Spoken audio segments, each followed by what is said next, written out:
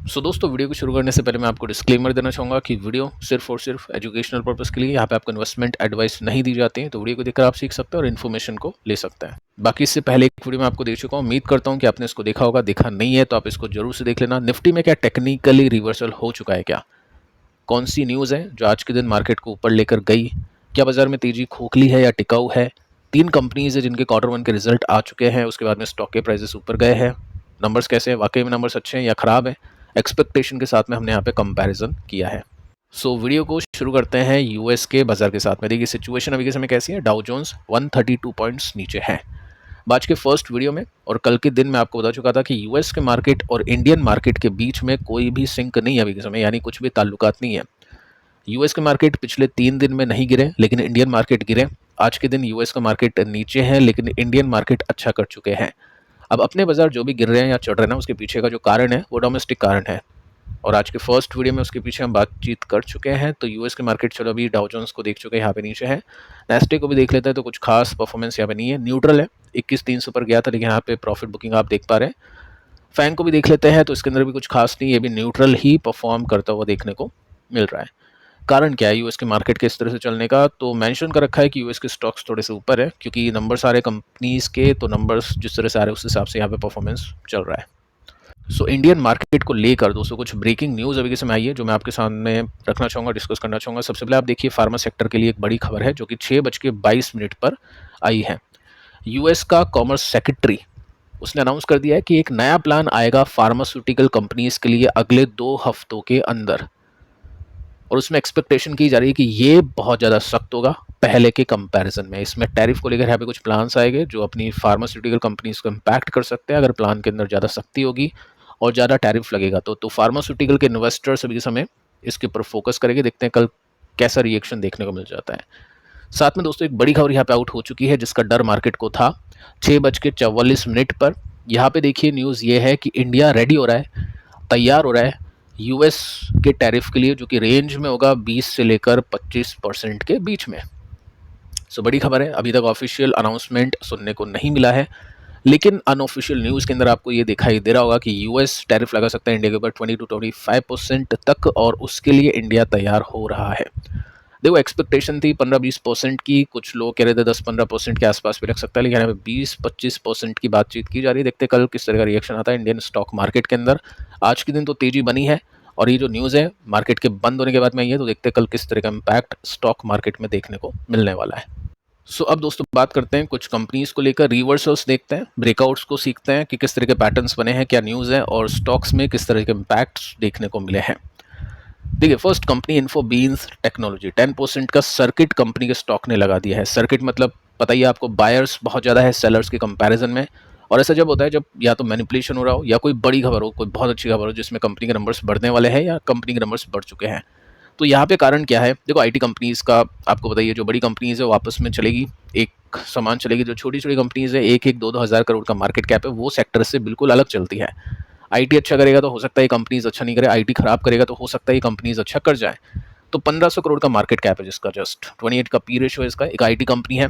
और आप देखोगे तो स्टॉक का प्राइस आपको दिखाई देगा, काफ़ी शार्प जंप देखने को मिला है, जो कि एक रिवर्सल दिखाता है, एक ब्रेकआउट दिखाता है। अब जब भी स्टॉक नहीं चलेगा ना, तो बहुत साल तक नहीं चलेगा, लेकिन जब चलने पे आएगा तो काफ़ी बड़ी तेजी दे देता है। तो काफ़ी रिस्की और काफ़ी रिवॉर्डिंग कंपनी है। कारण देखो आपको बताइए कि कंपनी का जो नेट प्रॉफिट है 200% के साथ में बढ़ चुका है, कि उनके बेसिस में भी यहाँ पे डबल है और ट्रिपल हो चुका है ये वाइन वाई बेसिस में। 100% की ग्रोथ की उनके बेसिस में, वाइन वाई बेसिस में 200% की ग्रोथ इस कंपनी ने निकाल के दी है अपने इन्वेस्टर्स को। एक और पॉइंट मैं आपके सामने रखना चाहूँगा, जिसको मैं आपको बताने की कोशिश कर चुका था पिछली बार जब अपन ने नंबर्स देखे थे, कि 54 करोड़ का प्रॉफिट इस साल में। इससे कुछ साल पहले यानी 4-5 साल पहले कंपनी का प्रॉफिट इतने ही का था, मतलब 55 करोड़ का ही था। स्टॉक का प्राइस गिरा नीचे, 22 करोड़ तक प्रॉफिट आया, उसके बाद में 38, अब सीधा 54 आ चुका है। तो स्टॉक का प्राइस ऑल टाइम हाई पे नहीं गया है। यहाँ पे 55 करोड़ का प्रॉफिट था तो प्राइस यहाँ पे था, लेकिन अभी भी प्राइस के बीच में गैप बाकी है, तो उसको फिल करने के लिए यहाँ पे भागम दौड़ चल रही है स्टॉक के प्राइसेस को खरीदने के लिए, तब जाके यहाँ पे सर्किट लग चुके हैं। ठीक है, तो ये रीज़न है कंपनी के स्टॉक के चलने का। और आई थिंक अगर आप देखोगे तो यहाँ पे स्टार्टिंग में सर्किट नहीं लगा था, तो काफ़ी लोगों ने इसको लिया होगा, इसको ट्रेड किया होगा इसके अंदर। अब देखो एक चीज़ मैं आपको समझा चुका हूँ, सिखा चुका हूँ, लर्निंग वीडियो की सीरीज़ अगर आप देखोगे ना तो इसके अंदर 2 वीडियोस आपको मिलेंगे जिसके अंदर आपको पता चलेगा सेकंड वीडियो के अंदर कि एक स्विंग ट्रेडर कैसे बन सकते हैं। मेरी पर्सनल स्ट्रैटेजी, अगर मैं कुछ भी स्ट्रैटेजी प्लांट करता हूँ तो मैं टेस्टिंग करता हूँ। सबसे पहले पेपर ट्रेड लेता हूँ, देखता हूँ कितना सक्सेसफुल मैं हूँ उसके अंदर हूँ, उस स्ट्रैटेजी के अंदर कितना पैसा मैं कमा पा रहा हूँ पेपर में, रियल पैसा मैं नहीं लगाता हूँ स्टार्टिंग में। तो वो कैसे करता हूँ मैं, जीरोधा में क्या क्या ऑप्शन है उसके पीछे, किस तरह से अपन कर सकते हैं, वो मैंने आपको यहाँ पे सिखाने की कोशिश की है। अब देखो स्ट्रैटेजीज अलग अलग होती है। कुछ लोग क्या करते हैं, सपोर्ट टू रेसिस्टेंस का गेम खेलते हैं। जैसे मान लो ये सपोर्ट है और ये रेसिस्टेंस है, तो ये बीच बीच में इस तरह के गैप को फिल किया, कैपिटलाइज किया, प्रॉफिट बुक किया, या आपने ब्रेकआउट को खेला जिसमें स्विंग ब्रेकआउट निकलते हैं, या फाइनल ब्रेकआउट को खेला। जो भी खेलोगे, सपोर्ट होता है, रेसिस्टेंस होता है, ब्रेकआउट्स होते हैं, ब्रेकडाउन्स होता है, स्टॉप लॉस होता है, प्रॉफिट होता है, ये सब चीज़ें कॉमन है। तो कैसे आप उसको अप्लाई कर सकते हैं अपनी ब्रोकिंग एप्लीकेशन के अंदर बिना पैसे लगाए, बिना रियल ट्रेड करे, और उसमें कैसे आपको अलर्ट मिल सकता है कि आपका स्टॉप लॉस हिट हो गया, टारगेट हिट हो गया, वो आपको मैंने सिखा दिया है। ठीक है, तो ये स्ट्रैटेजीज भी प्लान कर सकते हैं। जैसे मान लो यहाँ पे ब्रेकआउट मिला अच्छे वॉल्यूम के साथ में, तो स्टॉक चल पड़ा।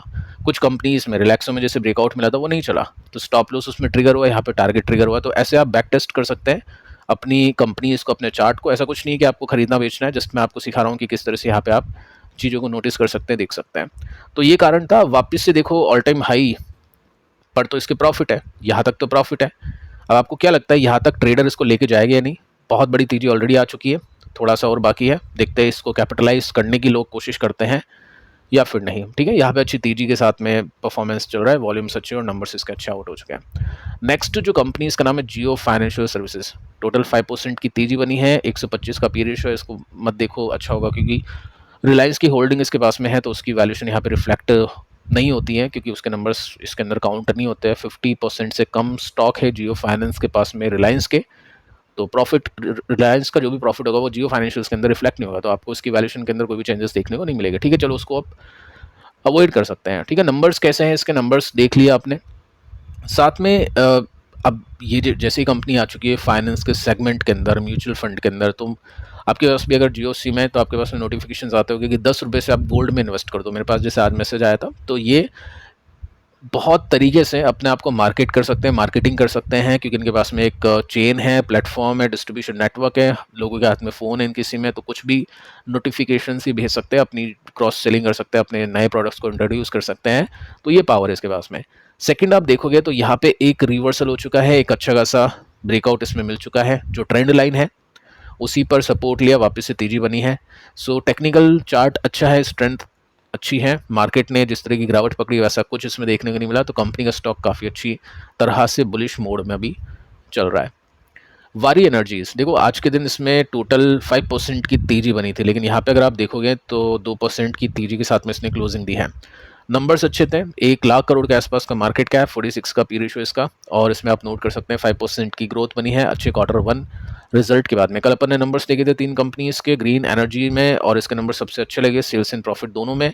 ठीक है, तो यहाँ पे ये सस्टेन कर गया ब्रेकआउट करने के बाद में, और ये जो तेजी है इसको जस्टिफाई इसके नंबर्स कर चुके हैं।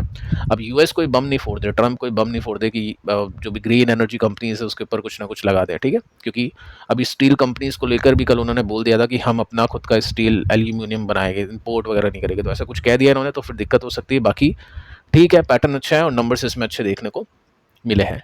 एफएल इंडिया, इसने भी अच्छा परफॉर्म कर दिया, 6 से लेकर 7% की तेजी इसमें बनी है। मार्केट का जो चार्ट है ना, वो कुछ उसी तरह का चार्ट आपको इसमें देखने को मिल जाएगा। तो मार्केट का फ्लो था कंपनी के स्टॉक के चलने के पीछे का। साथ में आप देखोगे तो यहाँ पे जो सपोर्ट रेसिस्टेंस उसके हिसाब से चीज़ें प्ले कर रही है। नंबर्स का रिएक्शन खराब था, लेकिन मार्केट ने अच्छा किया तो उसने भी अच्छा कर दिया आज के दिन। नेट वेब टेक्नोलॉजी, 8% की तेजी बनी है, जो मैं आपको बता चुका था। कल मार्केट गिरा था तो ये 7-8% क्रैश हुआ, आज के दिन मार्केट चल गया तो 7% ये स्टॉक चल गया। अब नंबर्स कैसे आएंगे वो देखना इंपॉर्टेंट है। काफ़ी लोग एंटिसिपेट कर रहे हैं, अज्यूम करे, एक्सपेक्ट करे कि नंबर्स अच्छे आ सकते हैं, तो उन्होंने आज खरीद लिया, कल काफ़ी लोगों ने बेच दिया इसको। 31 तारीख को इसके नंबर्स आने वाले, देखते हैं दोस्तों नंबर्स कैसे आते हैं और किस तरह का परफॉर्म ये कंपनी कर पाती है, क्योंकि जो ट्रेडिशनल आईटी कंपनीज है ना, उनके नंबर्स तो खराब आ रहे हैं। आउटसोर्सिंग कंपनी जिसमें टीसीएस, इन्फोसिस, इस तरह की बीपीओ वाली कंपनी, या आप जो भी आप बोल सकते हैं, इनको आईटी कंपनीज हम बोल सकते हैं, ये जो कंपनीज है खराब कर रही है। इन्फो बीन्स टेक्नोलॉजीज, इसको भी हम उसी तरह की कैटेगरी में शामिल करेंगे, बट मार्केट कैप कम है, 1-2 डील मिल जाती है, अच्छे प्रॉफिट के मार्जिन आ जाते हैं, तो प्रॉफिट एकदम से बढ़ जाता है।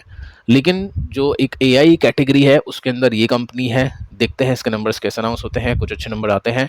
तो गैप अभी अच्छा खासा बाकी है इस कंपनी के स्टॉक में ऑल टाइम हाई के लिए, और स्टॉक अभी इस समय अपने रेसिस्टेंस पर भी आ चुका है। देखते हैं दोस्तों क्या होता है। तो यहाँ पे भी जो निगाह है लोगों की होगी, चाहे वो अपनी स्ट्रैटेजी को प्लांट करे, बैक टेस्ट करे, या फिर रियल टाइम टेस्ट करे। बैक टेस्ट तो इसको नहीं बोल सकते हैं। जो मैं फॉर्मूला आपको बता चुका हूँ, जो मैं वे आपको बता चुका हूँ, तरीका आपको बता चुका हूँ, तो उसके अंदर आप चीज़ों को देख सकते हैं।